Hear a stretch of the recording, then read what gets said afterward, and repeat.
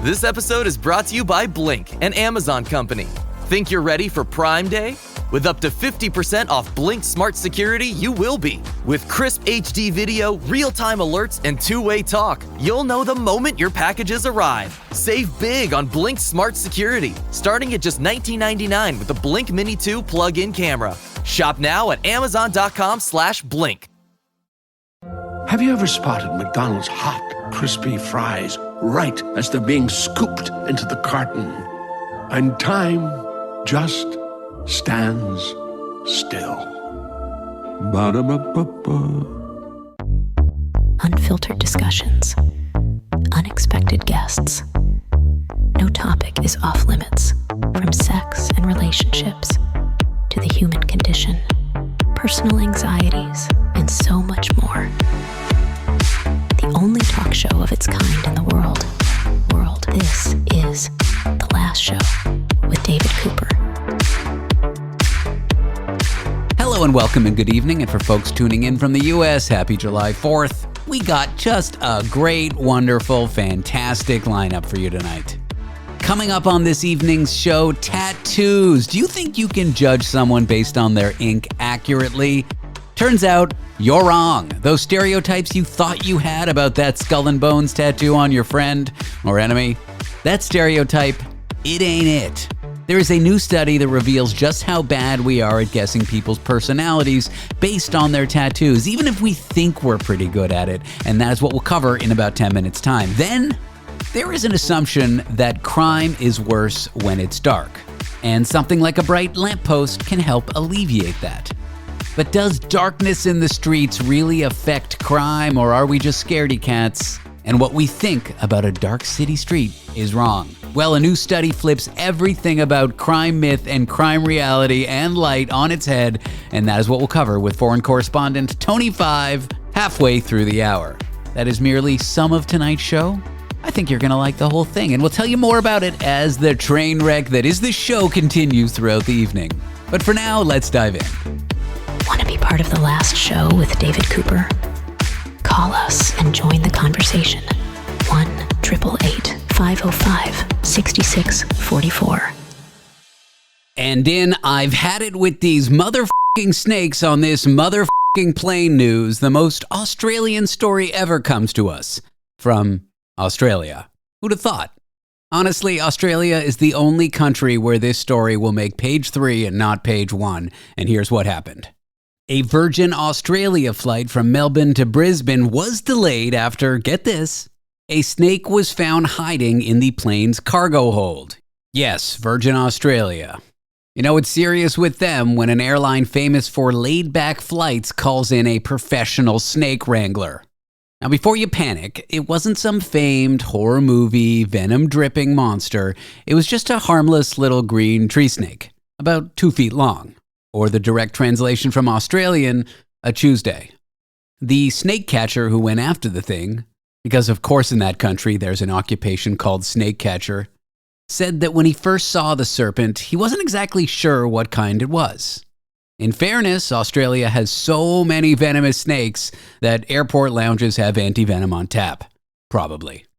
Now, the snake catcher had to crawl into a dark cargo hold, which is terrifying when you know what you'll find in there is either venomous, carnivorous, or trying to sell you crypto. He said if I'd missed it, the plane would have had to be evacuated. Imagine that. Ladies and gentlemen, please unfasten your seatbelts in an orderly fashion and kindly panic.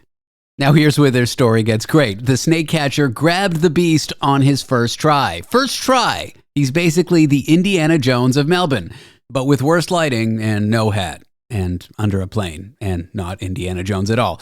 He also said if they couldn't catch it, they'd have to dismantle the whole Boeing 737 piece by piece looking for it, which might take about as long as Spirit Airlines' normal boarding process. And here's my favorite detail. Bureaucracy at its finest. The snake catcher drove 30 minutes to the airport and then got delayed at security because, of course he did. I bet the TSA, or whatever the Australian version is, stopped them all like, "Sir, are you carrying any liquids, firearms, or an unhealthy obsession with reptiles?" Now, this whole snake caper delayed the flight by only 2 hours. Which honestly, not that bad considering. I assume when most Aussies heard about this delay, they thought, oh, just a snake? I thought it'd be a crocodile this time. Turns out, the snake found, the non-venomous, I repeat, non-venomous green tree snake is native to Brisbane.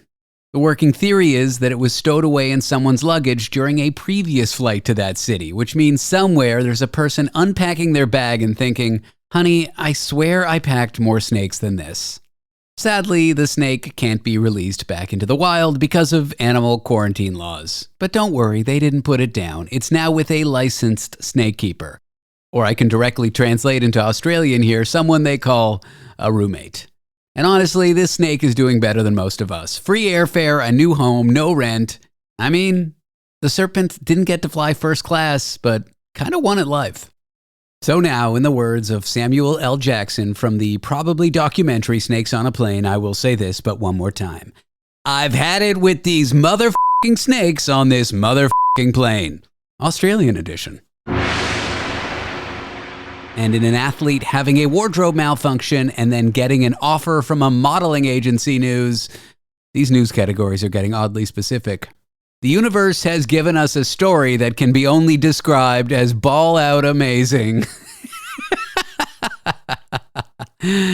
American hurdler Chris Robinson, yes, a hurdler, though something in the athlete's life can't seem to clear hurdles, recently suffered what scientists might call a sudden containment failure, or catastrophic shorts malfunction, or maybe a wardrobe integrity failure, or maybe a sudden textile collapse, a spandex breach.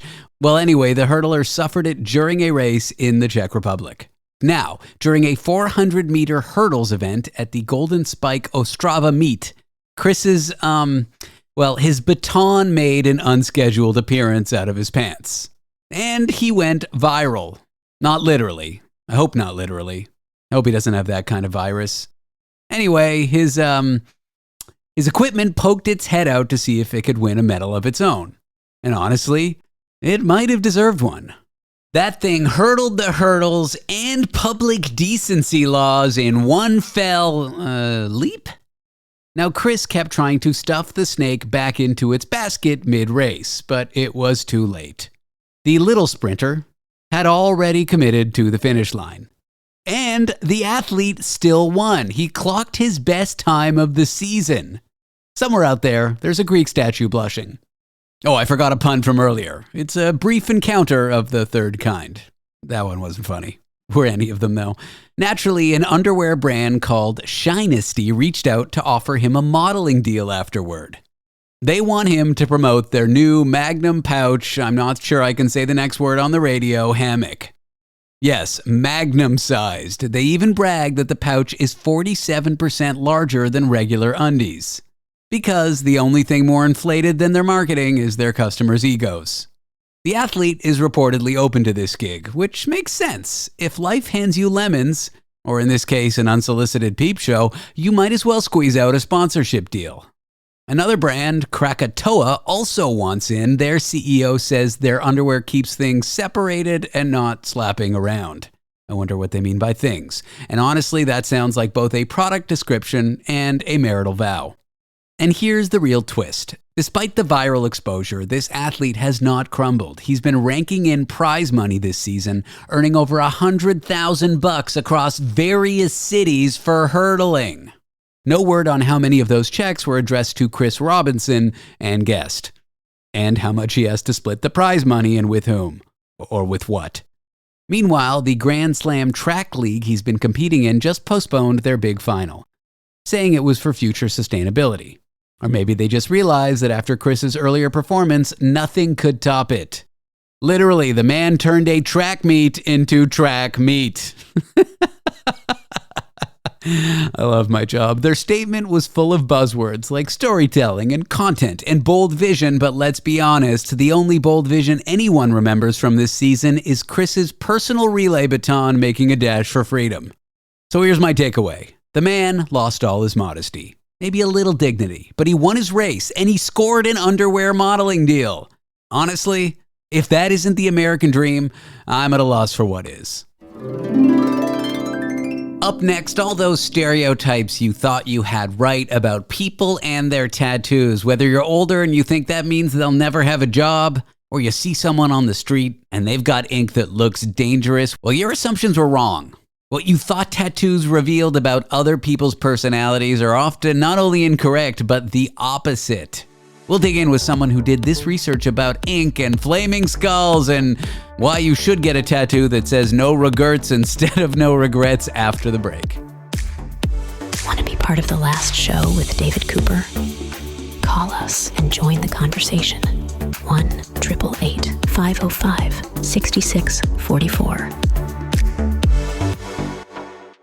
With a Venmo debit card, you can Venmo more than just your friends. You can use your balance in so many ways. You can Venmo everything. Need gas? You can Venmo this. How about snacks? You can Venmo that. Your favorite band's merch? You can Venmo this. Or their next show? You can Venmo that. Visit venmo.me/debit to learn more. You can Venmo this, or you can Venmo that. You can Venmo this, or you can Venmo that. You can Venmo. The Venmo MasterCard is issued by the Bancorp Bank N.A. pursuant to license by MasterCard International Incorporated. Card may be used everywhere MasterCard is accepted. Venmo purchase restrictions apply. Your nightly rebellion against predictable radio and podcasts. The Last Show with David Cooper.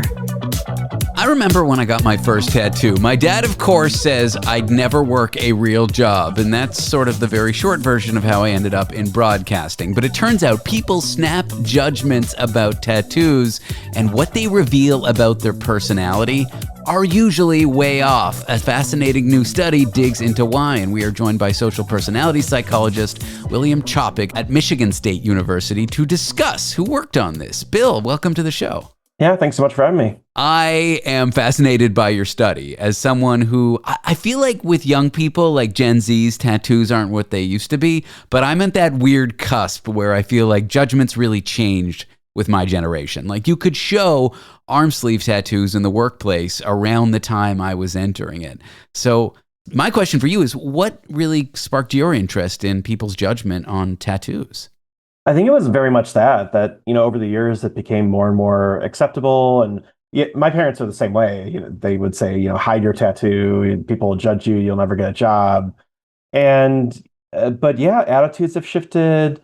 Oftentimes they're on full display in a way that, like, even when I was a kid, just, wasn't the same. So yeah, I think it was kind of more and more present. And then also just because we study kind of social and individual psychology, we thought, maybe there's some sort of meaning that people try to communicate through the tattoos. So there's all this research on people being judged based on their tattoos. And we just thought, hey, does it really depend on the tattoo? And it was kind of this natural, obvious question. And, I started thinking about people from my life and the tattoos they have. And a natural research question was born. The where, the what? I was with a friend the other day who is covered in tattoos, arm sleeves, chest, back, legs, but she doesn't have any on her neck and face. And she said something judgmental about someone who did have one on their neck, like coming up into their face. And I thought, what a curious thing. Even amongst those who have them, they have judgments about them themselves. Yeah, it's so strange. They don't extend the same grace despite having it themselves. But I mean, that's true of a lot of things in psychology. I'm judgmental about someone exercising when I'm, doing it myself or sitting on the couch. And sure. Yeah. So, I mean, yeah, tattoos are the placement of them, the type of them, what's featured in it, the kind of judgments aren't restricted to people who just don't have tattoos like my parents. So yeah, it's really a pervasive societal thing. That of, Bill. There could be a Playboy punny tattoo. Who knows? They've suppressed that from my childhood. Yeah, that's true. That's true. Your study found that people do get things consistently wrong about their judgments based on others who have tattoos. What are some of these misconceptions or things that they get wrong? Yeah, for sure. Well, at the very least, it's not like it's all random. So when they see someone with a certain tattoo, they tend to agree on them. So just like your friend saying, neck tattoo, that's wild. Like, what are they thinking? Or maybe it's, not very tasteful or the low quality. So, when people see a tattoo, they tend to agree on like the judgments about it. Like, oh, that the person with a neck tattoo is wild. The person with a skull tattoo is a badass. But the truth is that rarely corresponds to people's personalities. So you might judge someone as a really tough person or a really compassionate person if they have like flowers or a tribute to somebody. But really it just doesn't correspond to like literally anything about them. Is there any weird corner cases where it does correspond to things about people? Like if tattoos are particularly wacky? Yeah, exactly. So that's one fascinating thing is that sometimes you're right. Your friend is right and correct about the person they're talking about. So, yeah, that was the one exception was that when you saw someone with kind of a wacky or eccentric tattoo, you tend to think that they were open-minded, kind of explore, unique interests and tastes. They're sort of like philosophical and, just or kind of meta aware of things. So you tended to judge them that way. And then when we asked them of their personality, indeed, they're like, "Yep, that's me. Yeah, you got me. You pegged me. You had me exactly right." So of all the things we looked at, that was one that emerged. My girlfriend won't let me get a no regrets tattoo on my body with regrets spelled wrong, but I desperately want one. No, we saw some really creative ones, so that would not have been the weirdest one in the study. Size, style, themes like death. Are you surprised by how little what these tattoos are and what they mean to the people or what they appear to mean to the person say or predict about their personality? Were you expecting more correlations when you went into your study? Yeah, totally. Yeah, when I think of the tattoos that I would get, it would be personally meaningful to me and tell you something about me. Or the no regrets tattoo. In your case, you would assume that it's humorous. You like to joke around, maybe, but it was just so bizarre that nothing corresponded. We even asked half the people to tell us the meaning of that tattoo. So if you said, "Oh, this is just a joke," or this one is a tribute to my late father, you know even among those things, we didn't really find any correspondence when we literally told people why they got the tattoo. It really didn't seem to matter or increase how accurate they were judging them. Tattoos used to be seen, like I feel like when I got my first one 15 years ago or so, it felt rebellious. I mean, I was a bit younger. I was probably primed to feel rebellious because my parents didn't, they weren't happy with it and all this. Right. But do you think the growing popularity of tattoos, especially amongst young people, will make these snap judgments go away more and more? I'm already observing it. But do you think like when, not that I don't love my baby boomer parents, but eventually they will pass, when certain generations go, these judgments will just fade away completely? Yeah, it's certainly becoming more common and accepted. And, there's some estimates like maybe a third or more that have some sort of tattoo. Yeah, it is kind of a generational thing. The truth is tattoos have been around for a very long time. Yeah, long before our lives and probably long after. Naval traditions, various cultures have religious traditions of tattoos. It's like, yes, they haven't been around for certain segments of the population, but in others, they've been around for millennia. Yeah, millennia, and then we still have our parents telling us we won't get a job because of it. And yeah, so I think the stigma, it seems to be going down just because people get exposed to it more or get it themselves. But even studies published last year and the year before show that people with tattoos are stigmatized still. So, they're less likely to get a job, they're more likely to be judged negatively. So the stigma's still there, but it seems like it's getting better. Our study was sort of useful again to show, it's not just if you have a tattoo or not, but maybe the type of tattoo you have too. That's also driving judgments and maybe causing some stigma too. But luckily, it doesn't say anything really about you as a person. Well, to that end, were there any judgments you found that were not just inaccurate, but maybe the opposite of reality? Cases where people thought one thing about an individual based on their ink, but then in reality, that individual was the opposite? Yeah, well, some of it is like, again, things that you would rely on stereotypes about. So if they have a skull or death imagery or maybe depicting some violent thing, a lot of people are like, "Oh, that person's maybe less emotionally stable, maybe they're less nice." And we ask the people, and then it turns out they're sweethearts. They're like, "Yeah, I'm chill." It's so wild. It was so, so surprising. But it really does go to show how complicated people are. You can't be defined by just your tattoo. There's so many things about you. The shame is though that people are judging you in a particular way. Luckily, it just doesn't correspond to anything about you. Yeah, I mean, this is kind of maybe a bit too cynical, but I'm like, if someone's going to judge me based on my tattoos, that's not really a person I want to add to my Rolodex. Like, that's too judgmental an individual for me. So it kind of scares away those that I wouldn't seek to build community with anyway. Yeah, or is this a person I would get a tattoo next to? Is maybe a good judgment of a friend rather than, reducing you to a tattoo you got when you were 18. Yeah, or the matching one I have on my arm with my ex-wife. She has the same one on her bust. That's a conversation for another day. Maybe my therapist. Well, Bill, thanks for talking to me about your study. It's been really interesting. I appreciate you coming on the show. Yeah, thanks so much for talking to me about it. William Chopik is a social personality psychologist at Michigan State University.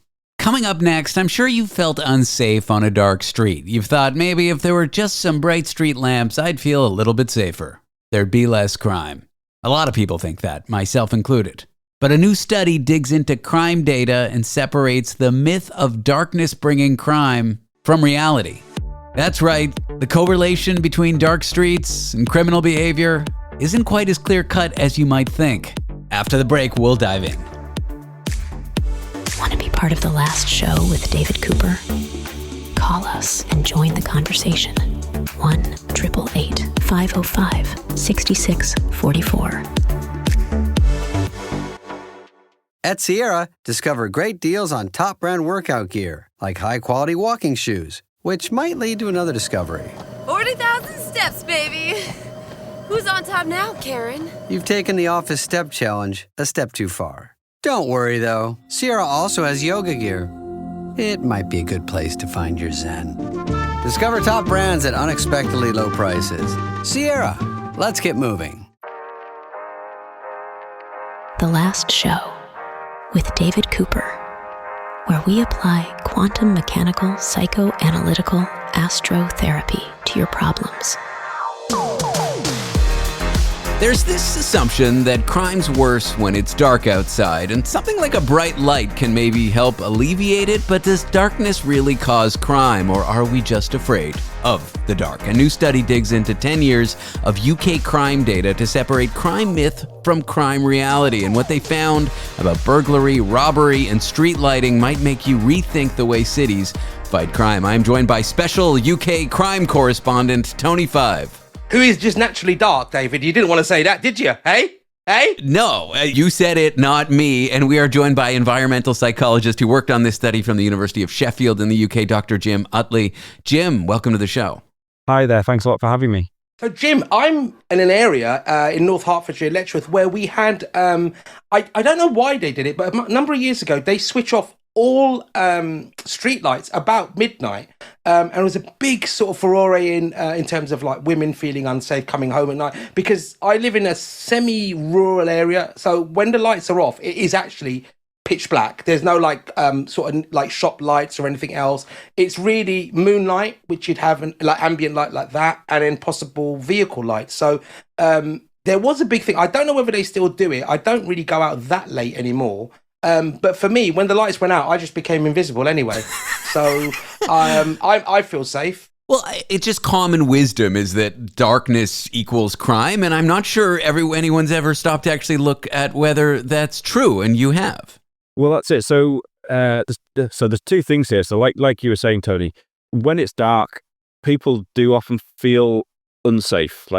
And there's the evidence around this is quite convincing. Like if the darker it is, the less safe we feel. Like the perception of safety is a lot lower. That's on my Tinder profile. Yep, good. Carry on. Yeah. So there's really good evidence about this, about perceptions of safety. But when you look at the evidence around whether when it's dark, does crime actually increase? Like, are we right to feel less safe when it's dark? The evidence around this is not so clear. So just to give you one example, so there was a study that was done. It collated the evidence from about 17 or 18 different studies that have been done over decades. When new lighting has been installed, does that reduce crime? And they showed that there was a reduction in crime when new lighting got installed. But the problem with that finding was the crime reduced in daylight as well as after dark as well. So if by installing street lighting, you would expect the improvement to be when it's night, but if it's happening in daylight as well, there's something else going on. So Oh. It's not actually it's not the improvements in lighting, it's not in the improvements in visibility that was reducing the crime in this case. It was actually the fact that there was some investment going into an area. Yeah, it's the tender love and care from the city to develop those areas to make them nicer, maybe, not just the lighting. Exactly.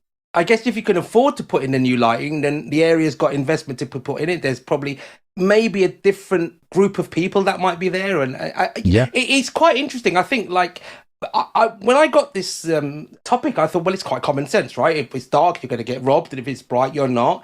And then I thought, then it starts to contradict itself, because if it's bright and it's a nice area, then criminals can obviously see more people to rob and see more things, watches and so on.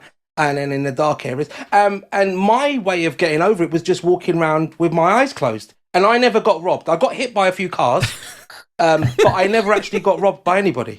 That's basically science right there, I think, isn't it? That counts as evidence. There you go. See, I've scienced it. David, a real-life doctor, has told me I have scienced it. A real-life doctor is thinking to himself, I did all of my years of research only to be trapped in this show. Right, Jim? No, I'm thinking instead of doing all that years of research, I could have just walked around with my eyes closed and got the result I needed. Right. So have I got the PH out of the PhD now? Is that how it works? I think so, pretty much. Just a little bit more, and you'll get that D. Oh boy, we always after the D. Always after the D, Jim. Jim, any other major takeaways from your study? Like, this kind of flips the script on what most people think about urban safety. Yeah, so the reason we did this study was because there is this assumption that if you improve the lighting, you can reduce the crime. There is this absolute assumption that happens.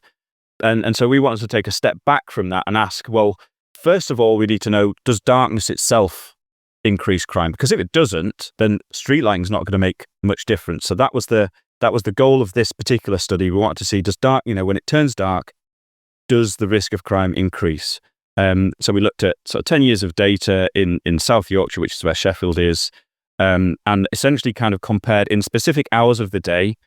We compared when the hour was in daylight with when it was in darkness, and to see whether the numbers of crimes, the rate of crimes changed. And we did this for lots of different hours that have this kind of transition over the year.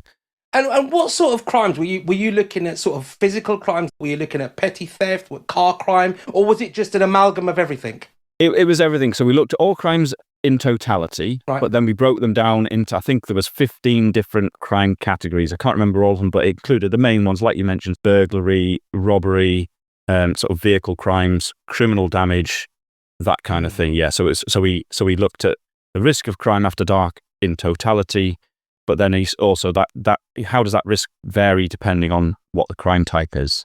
Were there any types that varied with lighting, or it all just went down based on how much a city invested in that area and that's it? No, so there were definitely certain crimes. So it's crimes like burglary was the biggest one. So the risk of burglary really increased when it was dark. And then I think there were four or five other types of crime, like vehicle robbery, personal and business robbery, bicycle theft. So like, you're more likely to get your bike nicked when it's dark. So there are about maybe 4 or 5 crimes out of the 15 that we looked at that did show an increase in risk after dark. So yeah. What would you recommend to the nerdiest of all professions, urban planners? What recommendations would you make about how we design our cities based on findings like this? Well, this is it. So the next step really, so this was just looking at like darkness. The next step is to see, does lighting actually change this? So that's the research we're doing at the moment, and sort of like hot off the press kind of findings at the moment is, again, the results are really nuanced. So for certain crimes, you get the pattern that you might expect. So if you introduce more lighting, the risk of crime after dark for that particular crime does go down. But for some crimes, and I'm trying to think of examples now, I think maybe like it might have been perhaps vehicle theft, perhaps, that actually having no lighting at all, the risk is actually lower than if you introduce a little bit of lighting. And it's only when you introduce quite a lot of lighting does that risk then start to come down again. So there's this kind of nuanced thing about if you have no lighting at all, sometimes for some crimes, that can actually be better. Because they can't see the car, can they? Well, this is it. They can't see, like, there's those CDs in the car. Do people have CDs anymore? I don't know. But Oh, Jim, I mean, what a wonderful world you live in Sheffield, where you're worried about CD theft from a car. I'd like to go back to tapes. I used to love tapes. So, like, for example, I live in London, and obviously we've got a massive problem at the moment with mobile phone theft off of mopeds. Yeah. And I can't think whether having unbelievably bright streets and bright lighting or complete darkness would help. I think darkness because you couldn't see, but people using their phones would light their faces up, right? So yeah, it's actually quite interesting. The more I think about it, the more I think, it's quite interesting. Yeah, and the more I realize the stereotypes we have about darkness and crime might be more complicated than we think. Yes, David, abandon those prerequisite conditions you have. And this is what every good researcher says is more research is needed.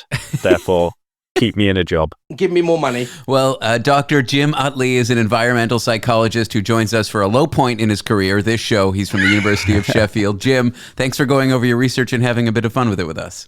I really appreciate it. Thanks a lot. Jim, just as an idea for your rope, I think we should go the whole other way and basically dress people up as bright as physically possible, like with fog lights hanging off them. It not only blinds the attacker, but you can be visible as well. And it's good for the environment. Everyone's a winner, my friend. Let's do it. Let's do some research on that. Tony, you missed your calling as an urban planner, probably. After the break, foreign correspondent Tony Five joins us again to chat with someone who went viral for rescuing the most important animal you can attempt to rescue. Was it a whale, a fox, a bird? No, it was a bumblebee. We'll learn about that and why bee conservation is so important up next. Want to be part of the last show with David Cooper? Call us and join the conversation. 1-888-505-6644. On WhatsApp, no one can see or hear your personal messages. Whether it's a voice call, message, or sending a password. To WhatsApp, it's all just this. So whether you're sharing the streaming password in the family chat or trading those late-night voice messages that could basically become a podcast, your personal messages stay between you, your friends, and your family. No one else. Not even us. WhatsApp. Message privately with everyone. The last show with David Cooper. Procrastinate your life away with us. The most noble of animal rescues is not helping dogs with 3 legs or rescuing whales with golf balls in their blowholes. And yes, I just wanted to say blowholes. It's rescuing wingless bees. So we are joined by a man who recently went viral for rescuing a most upstanding beast, a bee. But also we're joined by foreign correspondent Tony Five. Tony, welcome in. David, I like bees. I like honey. My friend, I was browsing the intranet as people do. I was on a site, as you may know, called Reddit, and I saw the most amazing, heartwarming, heartfelt story of a fellow countryman, David, that found a bee in danger, an endangered bee in danger, and you rescued him. And we have him here live from his hive. Live from the hive, Mark the Bumblebee man. Mark, welcome in. Hi, how's it going? Yes is the answer to your question. What was the question? How's it going? I mean, we both know about your, I'm talking to David, first of all, about his hatred towards bees. So I thought I'd bring you on just to balance it up a bit. And so tell us your story. I mean, let's deeply dive. What happened? Where? How? Why? And what's happening now? So basically, I work from home a lot and I go out for a walk every morning just to, get the old blood pumping, the brain going and listen to some good tunes on the headphones. Bee related? Are they like... No, just... That's the flight of the Bumblebee. Yeah. Exactly. See what I did there? Or the Beatles? No? The Beatles? Oh, very good. Yeah, thank you. Bee Gees? We'll stop. Okay, you're on your walk. I'm walking, headphones on, and every now and again in the mornings you'll see a bee on the ground because it's come out of its nest or its hive, thinking, oh, it's going to be nice and warm because the sun's out, and it's not. It's a cold morning. I think you're bee-splaining a lot there. I mean, you are speaking for the bee, but okay, carry on. And they're in, basically someone's going to stand on the poor thing. Okay. Because it's on the ground. So I just scoop down, pick it up. and carry it to a nearby flower and leave it on a nearby flower, and then I go about my day. Are you single? Because you're an incredible man. But carry on. But this one time, I picked the bee up and I was just about to do the same thing and, leave it on a nearby flower, and I noticed that the poor thing didn't have wings. Oh, well, it did have wings, but they weren't formed properly. It was like they hadn't quite inflated right. Wow. A mutant, deformed, radioactive bee you found. Yeah, if you've ever seen those videos of like when butterflies come out of the cocoon and they take ages for the wings to sort of come out. I don't watch those sort of videos, but I will do. Yeah, if you like on nature documentaries and things like that. Are there documentaries about nature? I have a court order saying I can't watch those videos anymore. Yeah, fair enough then. But I essentially thought, well, this bee is going to starve to death if you leave it out, or someone's going to stand on it. It won't be able to fly to another flower. I'll take it home. I've got a little box. I can put it in a little box with some flowers and a little bit of grass and, set up a little sugar water station and see how long it survives for. Otherwise, the poor thing's just going to die here and now. So that's what I did. I took it home. I set it up in a little box with some soil, a bit of grass and dried flowers, this and that, and took a couple of photos. And ironically, I didn't think that the thing was going to last more than a couple of days. Right. But yeah, she lived for over a week. And so you named her. What did you call her? I called her Belinda, or Belinda. Why do you love the bee so much? Most people think it's a horrid creature. They know that it contributes to the food supply with pollination and honey. But at the end of the day, I think most people are just scared they're going to get stung. Mark, do you see how horrible this man is? Oh, yeah. Most people believe bees are lovely. Now, I've read documentaries that without the bee, the world would end. Isn't that true? Because bees are a critical part of the thing, right? That is pretty much true. You read documentaries and you watched books about this? Yes, oh, yeah. That without a bee, like if bees died, we would have like another 15 or 20 minutes left and we'd all die. All our food thanks to the bees. I get it. But for me, I see a bee and I'm a bit prejudiced. Why do you love the bee, Mark? That's a very good question. The main reason is they're just damn cute. That's good a reason as any. I mean, if you have ever seen a bumblebee, they're little, fat, furry, flying things. That's like my ex-girlfriend, but yeah. I mean, they bimble about and they just get on with their day, flying from flower to flower, and they're just really cute. David, have you not got a slight racism? Are you not confusing bees with wasps? Wasps are evil. I get that. I'm not a fan of the wasp either. Okay, so you post your story online thinking, okay, one or two people are going to just click the like button or whatever.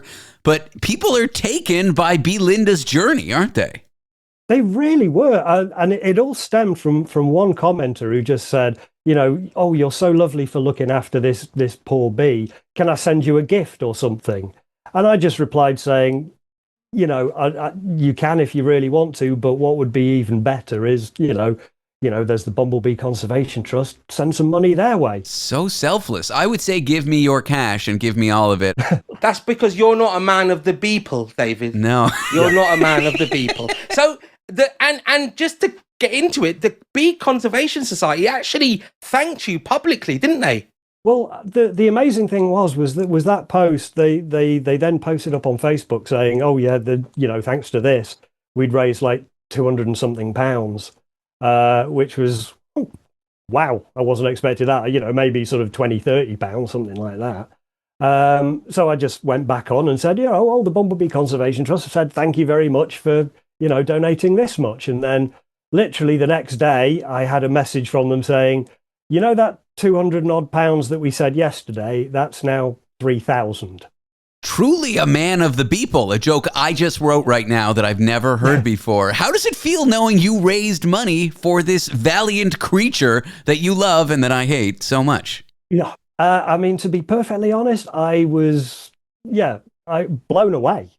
There was, the minute I picked that little bee up off the ground, I had no idea that any of this was going to happen. I just thought I'd look after a bee for a few days, it would die, and everyone would move on with their lives. I find you the most amazing I don't care what David says. I can't stand him anyway. And the fact that he hates bees is awful. What, Mark, is next for you? Are you going to rescue, for example, a rat with diarrhea? a cockroach who's got sort of irritable bowel syndrome. I know somewhere there might be a hamster that's got arthritis. Are you going to save everyone and everything? Because I need you to do that. Unfortunately, I'm going to have to say no. I'm limiting myself to bees. Do you think you could get a sponsorship from former Queen Beatrix of the Netherlands, perhaps?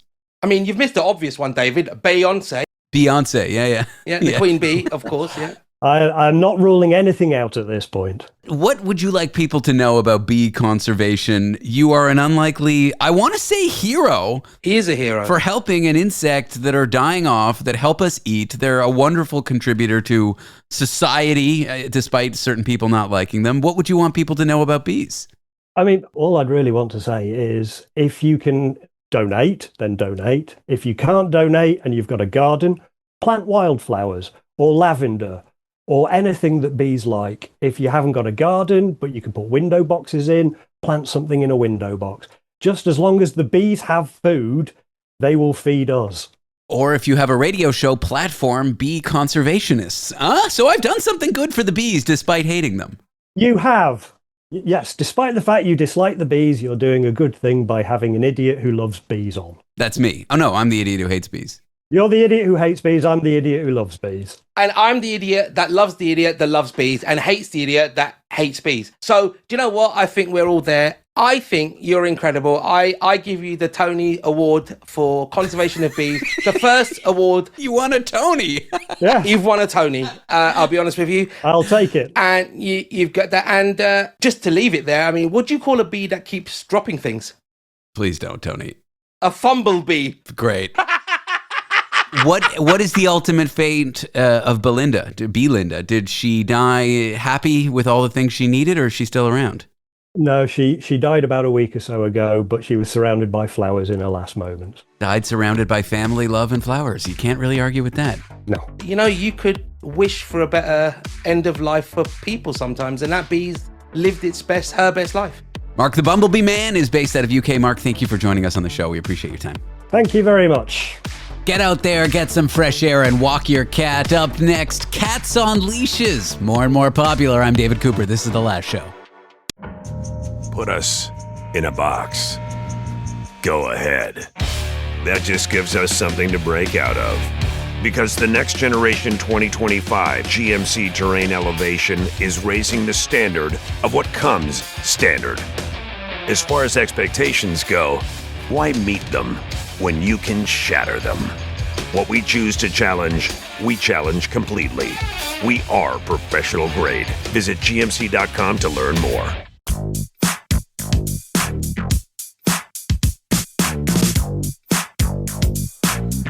Broadcasting from the neutral zone, where every perspective gets diplomatic immunity.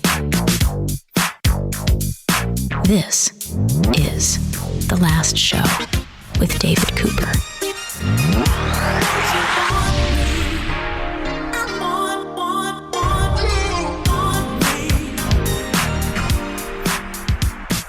Get some fresh air and go out and walk your cat is not something most people would say, but that is changing fast. More and more cats are strapping on harnesses, heading out for strolls, hikes, even paddleboarding adventures. Today, we'll talk about the surprising rise of cat leashes and what it says about us and our feline friends who are really in charge. I'm joined by creative director at pet product company RC Pets, Jill Connolly.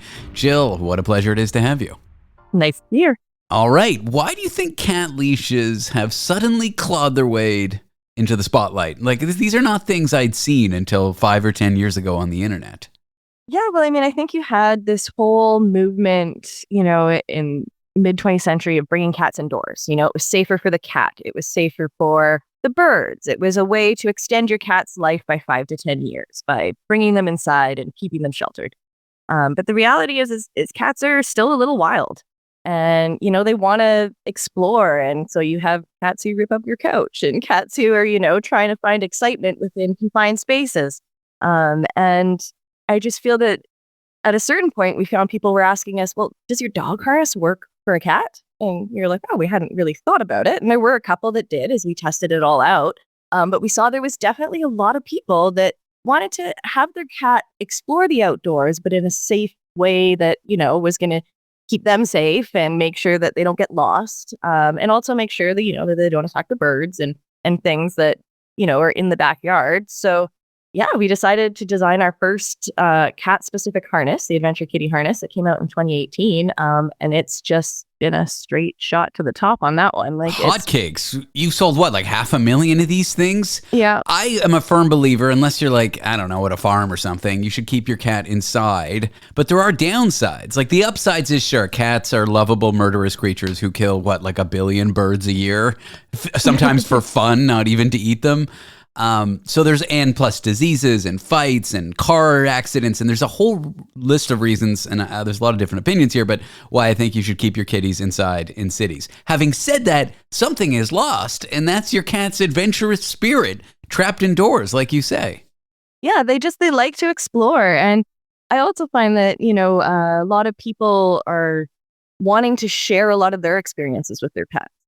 Much like you want to take your dog to the park or you want to have a picnic, and people want to do that with whatever pet is their best friend. In a lot of cases, that is a cat.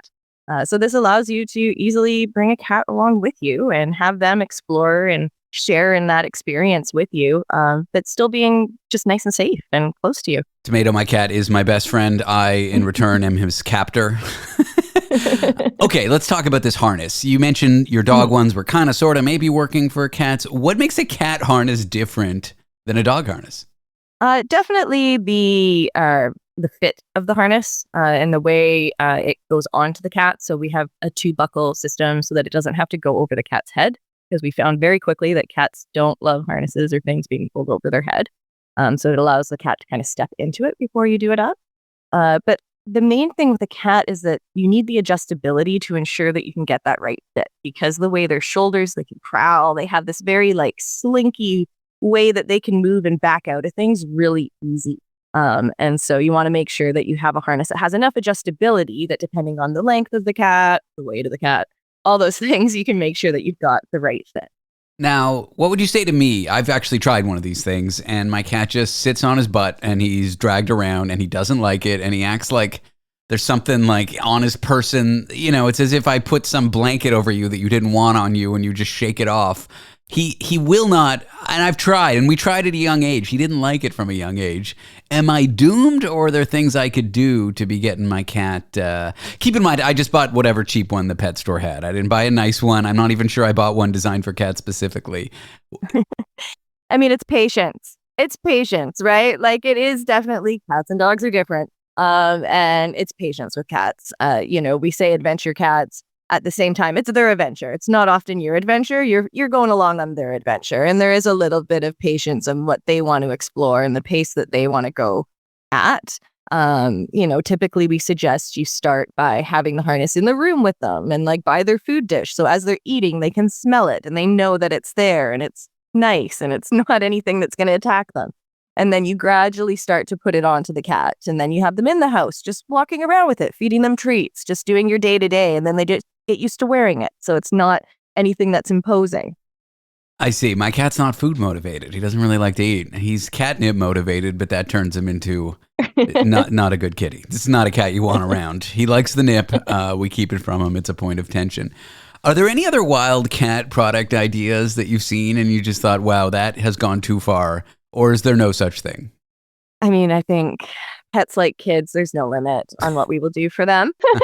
But we came out with our first cat-specific rain jacket this year. We had a lot of cats that were being brought on camping trips and things like that. So cats are a lot longer typically in body shape than a dog. And so they were using our dog jackets, which work, but, they tend to be a bit short.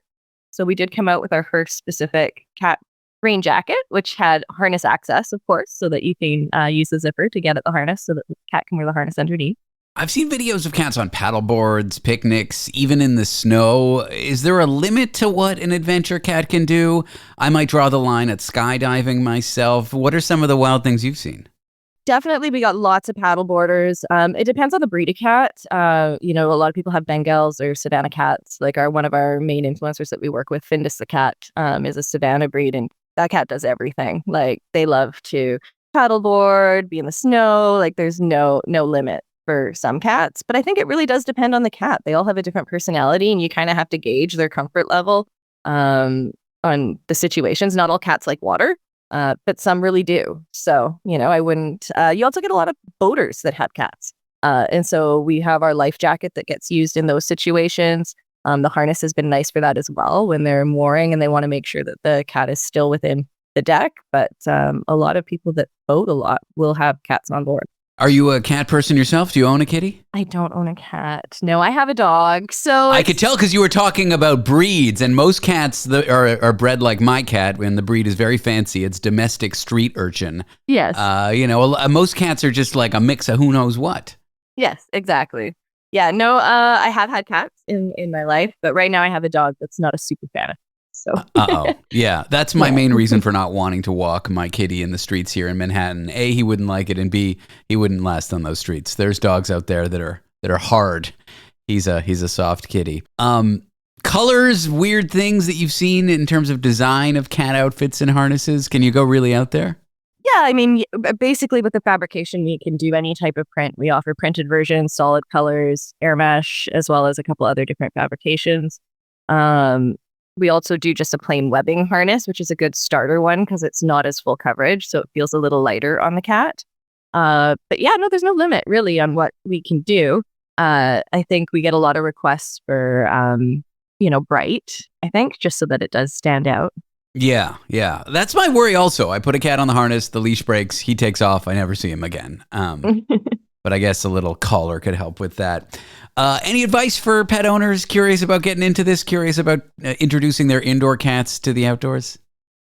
I mean, there's so many resources out there. The adventure cat community is, 1 million strong. #adventure cats on any social media platform, and you'll find a ton of different people that are really, it's a great community. And I think there's lots of resources that people can find, and everyone's willing to share, the tips and tricks that they used to get their cat outdoors. Well, Jill Connolly works at pet product company RC Pets as a creative director. Jill, I've enjoyed chatting with you. I appreciate your time on the show. Me as well. Thanks so much. After the break, do you need to be similar to your partner, your romantic partner, for that relationship to work? Or, when studied, does it matter? Probably less than we think. Well, scientists, researchers have looked into it, and it turns out if you have nothing in common with your boo, that actually might be okay. Details on the other side of the break.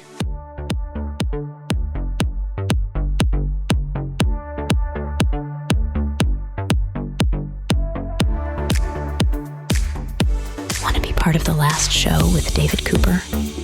Call us and join the conversation. 1-888-505-6644. This episode is brought to you by State Farm.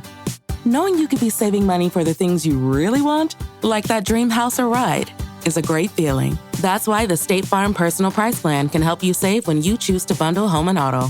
Bundling, just another way to save with the Personal Price Plan. Prices are based on rating plans that vary by state. Coverage options are selected by the customer. Availability, amount of discounts and savings, and eligibility vary by state.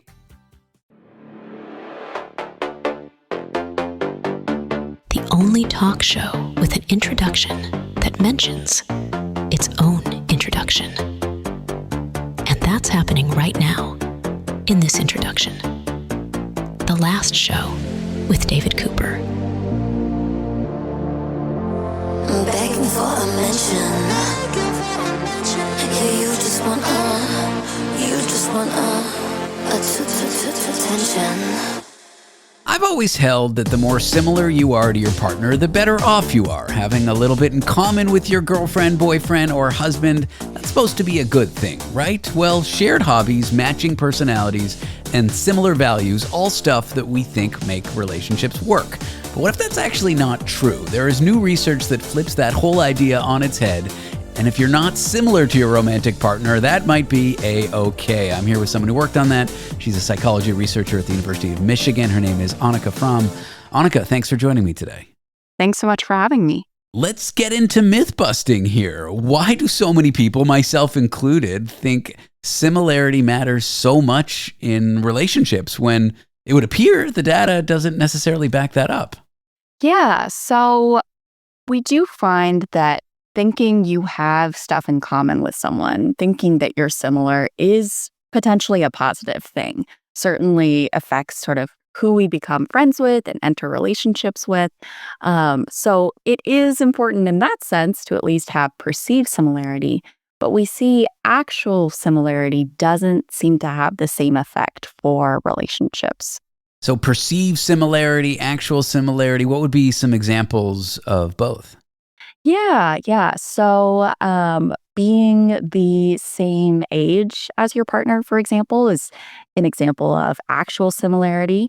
But also, if I talk to you and I ask you, how extroverted do you kind of consider yourself? What are the things that are important to you in life? What are your hobbies? And I ask your partner those same questions.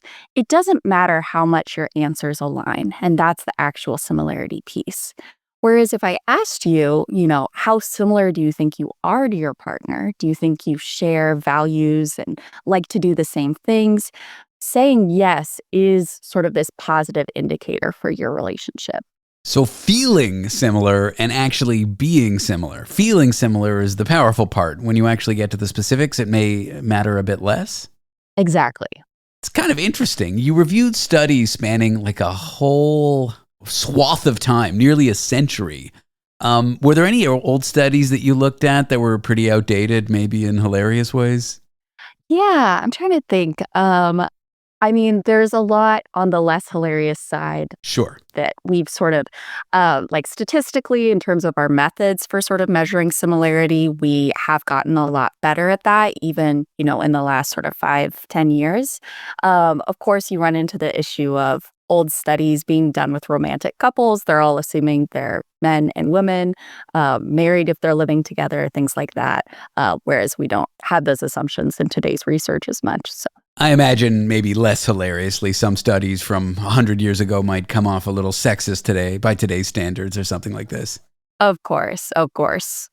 Now, people say opposites attract. Could that be true then, that it's okay that my girlfriend has very different interests than me and we don't really bond on what TV we watch or something like that?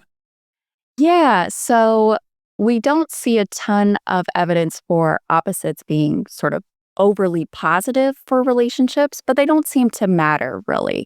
And in some other work of mine, we see that people actually hold these different beliefs about relationships where they think it's important to be similar, but they'll also endorse things like, yeah, opposites attract, or it's good to balance your partner out. And the truth may be that, both of these things can be true or may not actually matter for relationships, and what matters may be sort of how you feel about it in your relationship.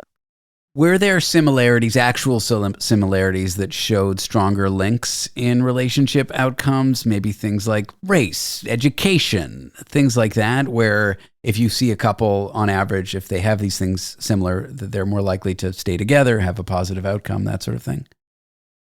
Not so much. So race would be one of the stronger ones, but even in that case, it's, less than half of the studies we're looking at are finding positive effects for being same race versus interracial. And I do find it interesting because when we talk to people, I think people have these beliefs that it's really good to be similar, maybe in something like your values and beliefs. And maybe it's not so important to be similar in something like personality or hobbies, but we actually don't really see evidence of that. It seems to be that, similarity in values and beliefs, at least the way it's been sort of measured so far, matters sort of the same amount as any other type of actual similarity, which is not much. I'm curious how much of this is about romantic relationships specifically. Do you think some of the findings could apply to like friendships or even work relationships, things like that? Yeah, I believe that the research on sort of all different types of relationships finds similar things, where really thinking that you have a lot in common with someone, sort of perceiving that similarity is really positive for who we sort of want to form any kind of relationships with, but doesn't actually play out for sort of the longevity and happiness of whatever that relationship is. It sounds like feeling similar to your partner is more important than being similar, as you point out. It's sort of like the placebo effect, like a relationship placebo effect. The things you believe about your partner are sort of become true for you, whether they're true or not. Would that be a fair way to summarize some of what you found? Yeah, I think so. And there may be sort of things going on in sort of happy relationships where maybe you are doing things together or seeing the world in a similar way where it sort of fosters that feeling of being on the same page. But it may also work that, yeah, if you can just convince people that they have a lot in common, they will feel better about their relationship too. Sometimes when we look at other couples or look at things the media says about couples and then we compare it to ourselves, we start to worry, oh, my relationship doesn't look like that. Would a takeaway from what you've discovered here be that, oh, if you realize you're not that similar to your partner when you actually look into it, maybe he's a football guy and you're a reality TV person or whatever it is, that's actually okay and we shouldn't have self-doubt around our relationships as long as we're happy? Yeah, I think that's a great takeaway. And if it makes you feel better to sort of focus on the things that you do have in common or do share with your partner, that could also be a great way of sort of thinking about your relationship. Any recommendations to people dating or couples based on your research? Yeah, I think reflecting on ways that you're similar, things you have in common, may sort of boost that perceived similarity. And we find some evidence that that may be positive for relationships. Well, Annika, thanks so much for talking to me today. I appreciate you coming on the show. Yeah, thanks again for having me. Annika From is a psychology researcher at the University of Michigan. Okay, all right, okay. Do you like what you hear, but you're just tuning in? Or you're not going to be with the last show on a given night? Fear not, you can stream this program whenever you like after it airs. Just head to www.lastshow.pizza. That's www.lastshow.pizza. Don't ask me why we registered a .pizza instead of a .com. I don't have amazing answers there. Except pizza's a fun domain. What was I saying? The podcast. Go to our website, lastshow.pizza, and there you can find out more details about that podcast, including how to subscribe on your favorite platform. And please do, though I can't tell you what to do. I am not your mother. As well, we've got a phone line. It's open even when the show isn't on. Give us a call. The number 1-888-505-6644. Leave a voicemail. Comments, feedback, criticism. Theories about how aliens replaced most of our world leaders with lizard people. We want to hear from you. But again, I can't tell you to call in the show because I'm not your mother. And even if I was your mother, I probably wouldn't tell you what to do because I'm not your psychiatrist or therapist or psychologist. What's the difference between a psychiatrist and a psychologist? That's a very good question. 1-888-505-6644, the number. That's 1-888-505-6644. After the break, an amazing new first look from photographs from a telescope of never-before-seen areas of space that are surprising, astounding, amazing astronomers, and quite frankly, amazing me. We'll get a walkthrough of these photos from a star nerd in a few moments.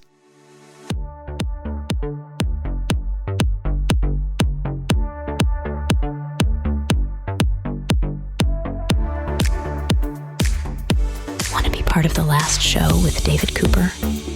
Call us and join the conversation. 1-888-505-6644. Don't miss Blinds.com's 4th of July mega sale happening now. Save up to 50%, plus get a free professional measure. Blinds.com invented a better way to shop for window treatments with upfront pricing, no showroom markups, and no salespeople in your home. Choose from classic shutters to outdoor shades and more, all backed by our 100% satisfaction guarantee.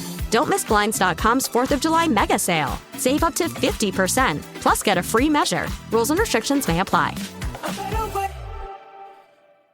New York, Berlin, London, Paris, kick so slick and threats so lavish, never go fake, hard to break like a habit, but if it's at stake, then girl, I gotta have it.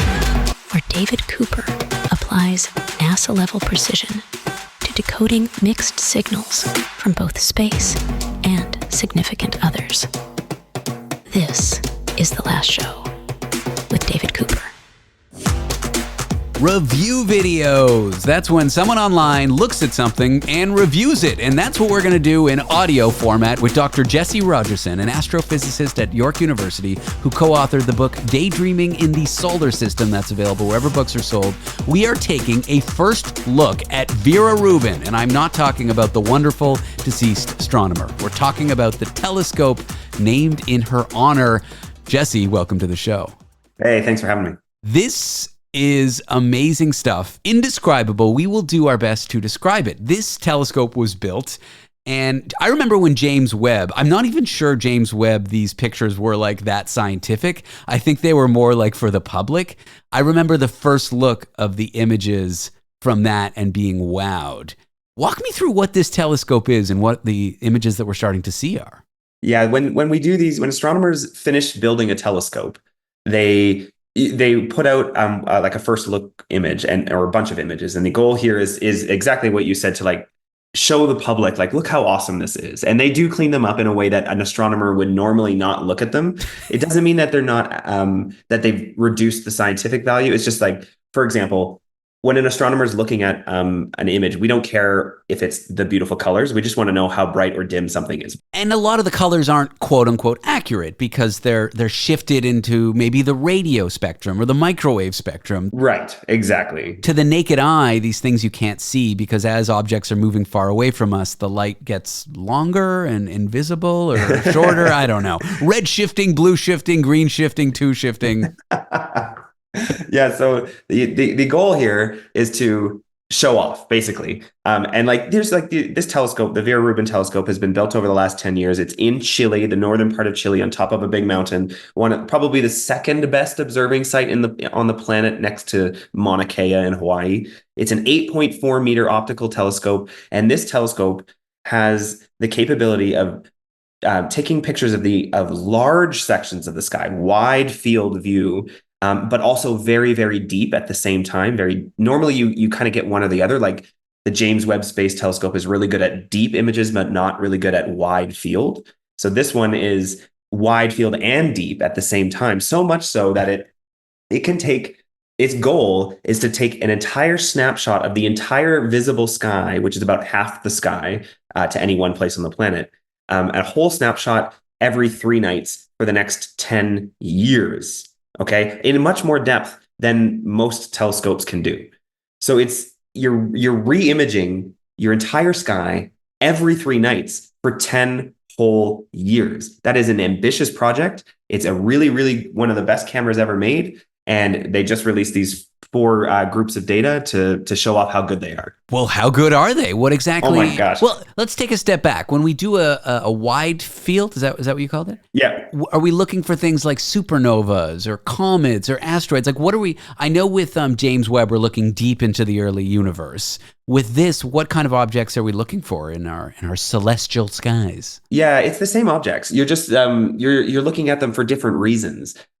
So like if you want depth, like if you want to see, like just as you were talking about with the expanding universe, if you want to get to the very early universe, you need depth, and you need depth on a level that this telescope can't. So JWST can like get back to the like early universe. So you do that on a really small field of view, but you go really, really deep and you look at the early galaxies, the early stars, that kind of stuff. You're just gonna roll your eyes because this is like basic things for an astronomer, but some people don't know this. The further you look, the earlier in our universe's history you're looking at, because light takes a certain amount of time to travel to us. So as we get to the far corners of the universe, we're also getting to the far corners of time, like the earliest moments after the Big Bang.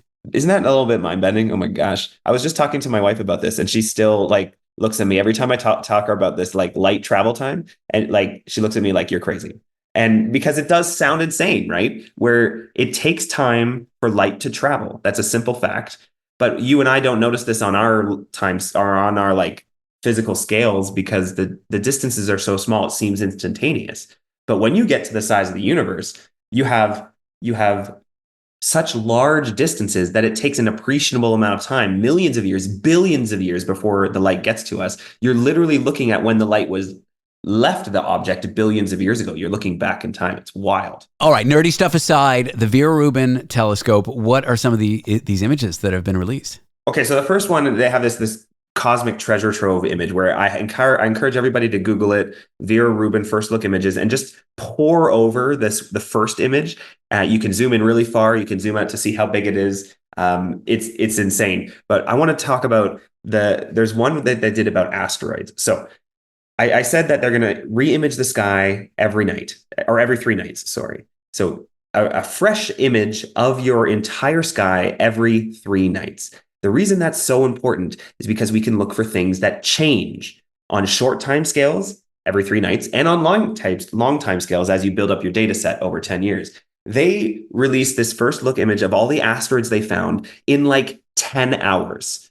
And it's like thousands. I was watching the video and they're like, see this section of the sky? And they're like, here's all the asteroids we found in one night. Like brand new asteroids in our solar system. No one had ever seen them before. And they're just like, look, we found thousands. I've seen this movie with Bruce Willis, Jesse. I'm starting to get worried. That's exactly what we need. We need the data so that we can go send the oil rig people to these. We need Bruce Willis up in the sky saving our butts, but you can't do that unless you find the asteroids, right? Were you surprised by the sheer number of new asteroid, comets, objects that were discovered? Literally, my jaw dropped. I was sitting on the couch and I was like, okay, let me check out these cool new images. And they started showing, I was expecting like a few asteroids to fly through the field of view. No, it was like hundreds of them just flying through the field of view in a single night over 2 or 3 nights. They had thousands of them. I was just jaw dropped. We're gonna, as much as the whole universe is going to be affected here, this telescope, and they even quote it themselves in their how they describe the telescope. It is the best solar system telescope we have, because the way you discover things in the solar system is by take pictures of the sky and then see if anything moved X amount of days later. That's how you find things that move, like planets and asteroids and so on. And it can do thousands of asteroids in just a short amount of time. Is it going to find new planets, new dwarf planets? Like, what is our solar system going to look like, 5 years after this telescope comes online? Like, it's going to be completely different. It's going to be absolutely incredible to reshape our solar system understanding. I got to derail. I know we don't have a ton of time, but there's this planet that people think exists out in the Kuiper Belt. It's this dark planet, super far away from the sun, quite a bit bigger than Earth, smaller than Jupiter, but big, and they call it Planet X or Planet 9 or whatever they call it. Do you think Vera Rubin, the new telescope, the observatory, could discover this thing? That is a really good question, and I wish that I knew the answer to that, because all I would need to do to look up the answer to that is to see if the expected location of that object that is predicted is in the field of view, meaning in the section of the sky that the Vera Rubin can see. And I actually have not looked that up, and that makes me sad that I haven't done that. That is a really good question, because presumably you would be able to, if it was in the field of view, so if it was in the southern half of the sky that Vera Rubin looks at, then yes, 100% it'd be able to find it. Are you on the camp that says this thing exists? But there's a lot of really reputable astronomers that say it do. There's reputable ones that say it's all BS. What do you think? So I read some of the stuff about this, and it does seem like they have a good argument to make that it exists out there. But I am never going to be like, yes, it exists, until I see the track image of it moving on over a period of a couple years. Any other amazing photos that you want to tell us about quickly? Well, the Trifid Nebula. I mean, if you like looking at beautiful images of the universe, they have this Lagoon Trifid Nebula shot that you can it's so pink and it's so purple and white, and there's stars, and it's incredibly dense nebula. Go take a look at that one. It's beautiful. Check out Dr. Jesse Rogerson's book, Daydreaming in the Solar System. That's available wherever books are sold. He's an astrophysicist at York University. Jesse, thank you for talking to me. No worries. Thanks for having me. Coming up after the break, the strange world of dating the man-child, how to spot one, and how many video game consoles is too many. Ladies, take notes and maybe stay away. Want to be part of the last show with David Cooper? Call us and join the conversation. 1-888-505-6644. Broadcasting intimate details and useless information from an undisclosed location in New York City. The Last Show with David Cooper.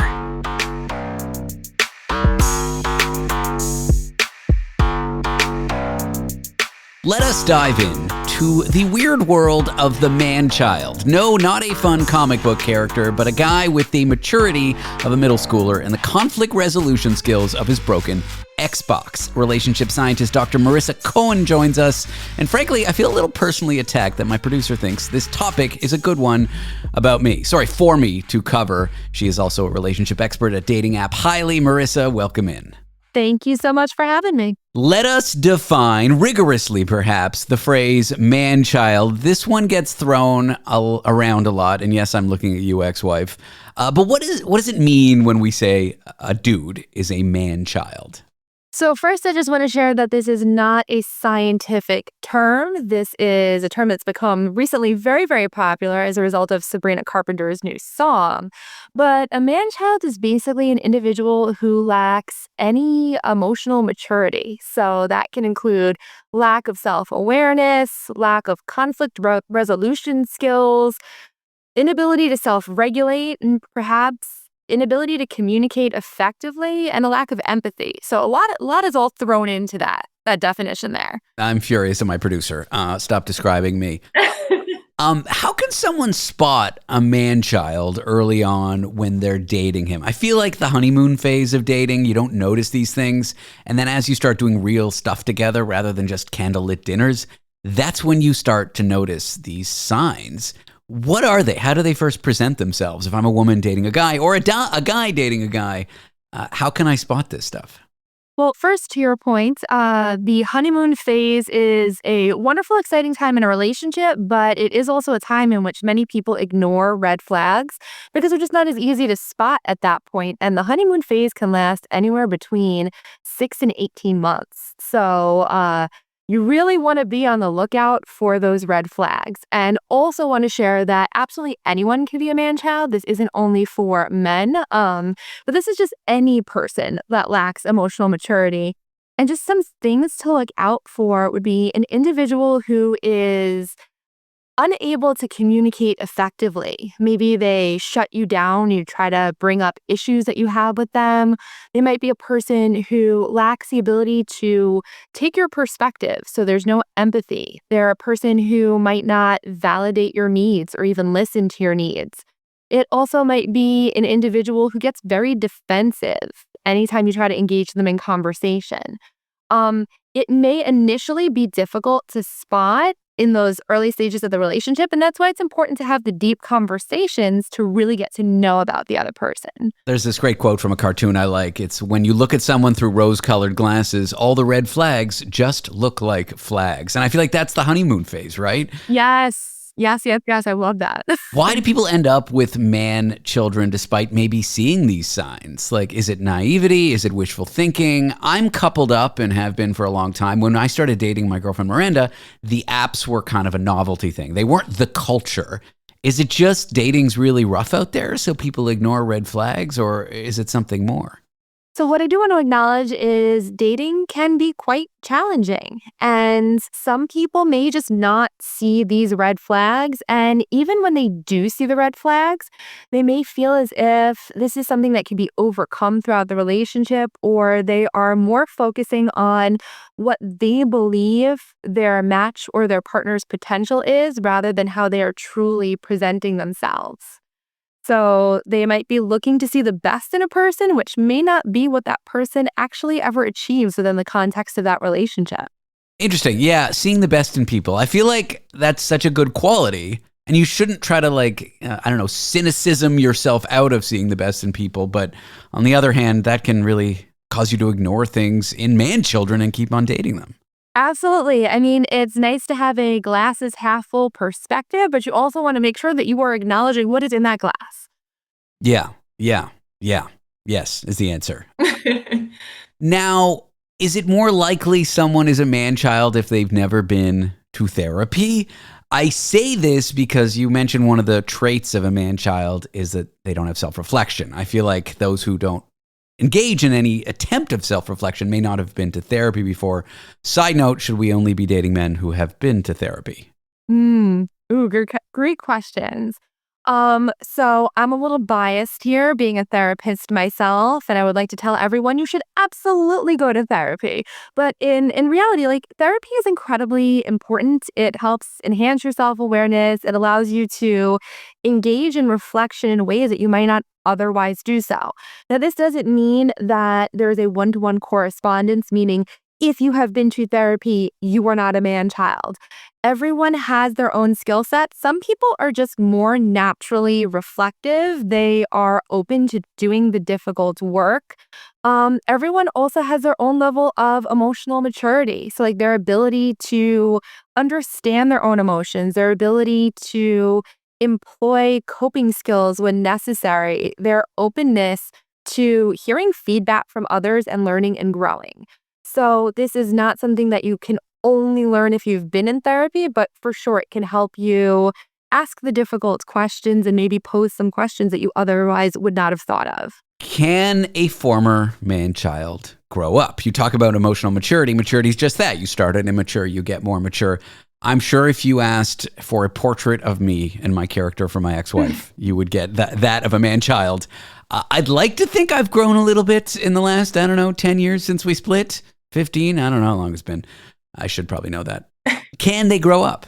Absolutely. Absolutely. People can change over time, and that is a very healthy thing. It is a matter of how open the person is to change and to growth. And additionally, reparative experiences with others. So being in healthy relationships, seeing other healthy models of relationships, doing the work with a clinician, or even with a strong social support network. These are all things that can help you grow your skill set over time.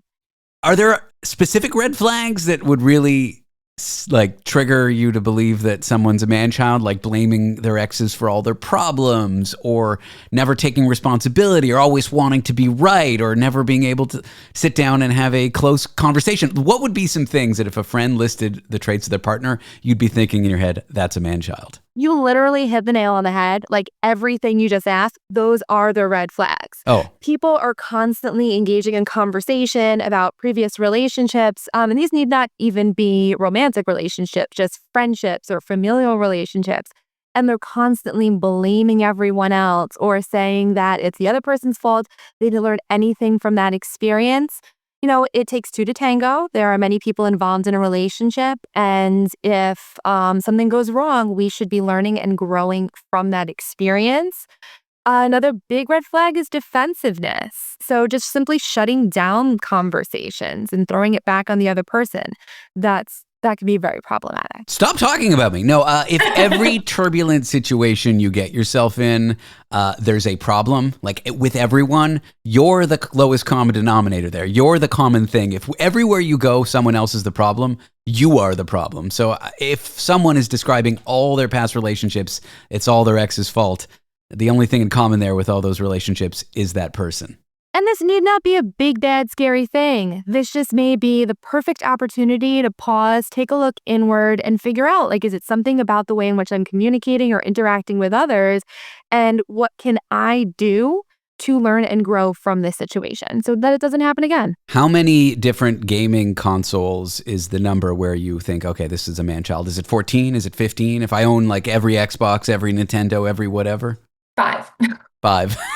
All right. If you own more than 5 consoles, you're the problem. Scientifically proven. Scientifically proven by this conversation and no evidence. I'm here with Dr. Marisa Cohen. She is a relationship scientist. She's a relationship expert for dating app Highly. Marisa, this has been a fun chat. Thank you for being on the show. Thank you.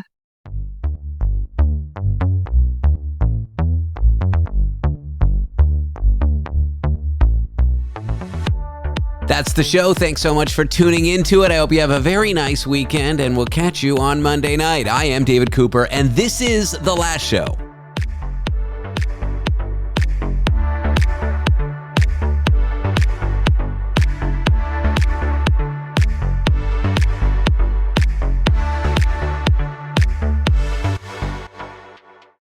Well, you've heard me on the radio and you've listened to my podcast. Well, now you can watch me on YouTube for thought-provoking conversation, fearless interviews that you won't get anywhere else. The Ben Mulroney Show every single day. So go to YouTube, subscribe to The Ben Mulroney Show, and never miss an episode.